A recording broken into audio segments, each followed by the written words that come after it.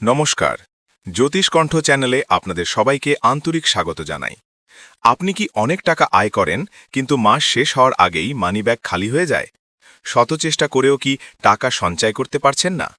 সনাতন ধর্ম এবং বাস্তুশাস্ত্র বলছে আমাদের মানিব্যাগে রাখা কিছু জিনিস যেমন নেতিবাচক শক্তি বা আর্থিক ক্ষতি ডেকে আনে, তেমনি কিছু শুভ জিনিস টাকার প্রবাহকে চুম্বকের মতো আকর্ষণ করে।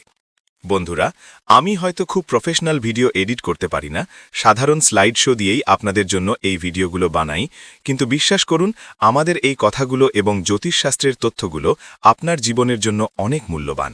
তাই অনুগ্রহ করে ভিডিওটি শেষ পর্যন্ত দেখবেন, কথা দিচ্ছি আপনাদের অনেক কাজে লাগবে। আজ আমরা জানব এমন ৩টি সাধারণ কিন্তু অত্যন্ত শক্তিশালী জিনিসের কথা, যা মানিব্যাগে রাখলে মা লক্ষ্মীর কৃপায় আপনার অর্থের অভাব অনেকটাই দূর হবে। প্রথমটি হল একটি নিখুঁত অশ্বত্থ পাতা। সনাতন ধর্মে অশ্বত্থ গাছকে অত্যন্ত পবিত্র মানা হয়। মনে করা হয় এই গাছে ভগবান বিষ্ণু ও মা লক্ষ্মীর বাস। যে কোনো শুভ দিনে, বিশেষ করে বৃহস্পতিবার বা শুক্রবার, একটি সতেজ অশ্বত্থ পাতা গঙ্গা জলে ধুয়ে নিন। পাতাটির ওপর জাফরান বা হলুদ দিয়ে শ্রী লিখে আপনার মানিব্যাগে রেখে দিন। পাতাটি শুকিয়ে গেলে পরিবর্তন করে নতুন একটি পাতা রাখবেন। এটি আপনার মানিব্যাগে আর্থিক স্থায়িত্ব বজায় রাখবে। দ্বিতীয় জিনিসটি হল সাদা কড়ি বা গোমতী চক্র। সমুদ্র মন্থনের সময় মা লক্ষ্মীর সাথেই কড়ির উৎপত্তি হয়েছিল, তাই কড়ি মা লক্ষ্মীর অত্যন্ত প্রিয়।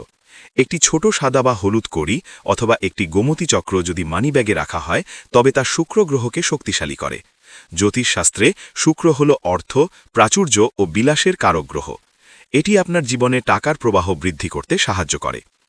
তৃতীয় এবং সবচেয়ে সহজ জিনিসটি হল ২১টি অখণ্ড চাল। বাস্তুশাস্ত্রে চাল বা অক্ষতকে সৌভাগ্যের প্রতীক হিসেবে ধরা হয়।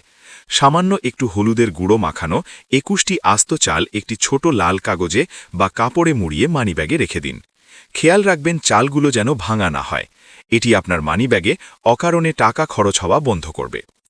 এর পাশাপাশি একটি অত্যন্ত গুরুত্বপূর্ণ সতর্কতা: মানিব্যাগে কখনোই পুরনো বিল, ছেঁড়া কাগজ, ওষুধের স্লিপ বা কোনো বকেয়া রসিদ রাখবেন না।